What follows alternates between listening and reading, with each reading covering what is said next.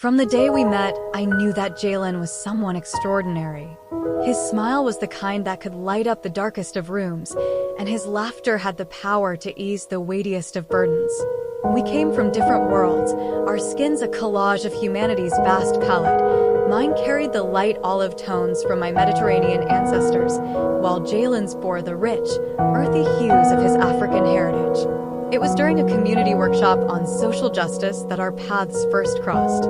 I had always been passionate about enacting change, about being a voice for those who went unheard, and in that crowded room full of eager minds and hopeful hearts, Jalen's voice resonated with a depth and fervor that drew me in. As we partnered on projects and spent long nights strategizing action plans, our relationship blossomed from collegial to a deep, abiding friendship, and from there, into love. It was a natural progression, like the unfolding of a flower that had been waiting for the perfect conditions to bloom. Our love was both an act of rebellion and a celebration of unity.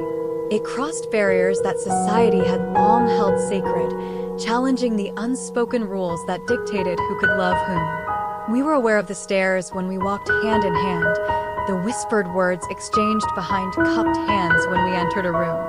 But none of that mattered when we looked into each other's eyes. We saw our shared humanity, our common dreams, and our mutual respect for each other's cultures and histories. Jalen introduced me to the rich traditions of his ancestors, to the rhythms of drums that told stories of resilience and joy, to the flavors of foods that had been passed down through generations.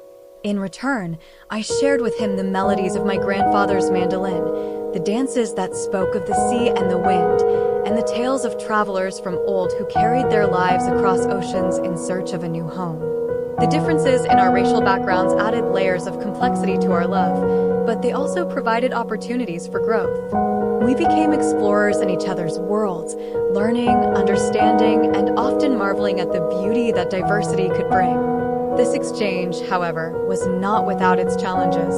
There were moments of frustration, of having to explain things that the other couldn't instinctively grasp because of our differing societal experiences.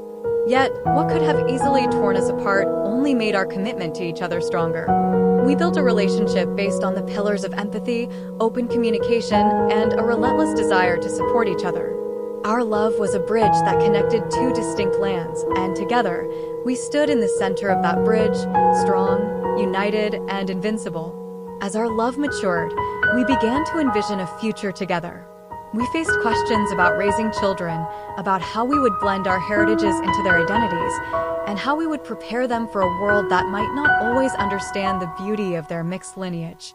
Together, we decided that we would teach them to draw strength from their diverse backgrounds, to see their complexion as a tapestry of tales, each thread as significant as the last.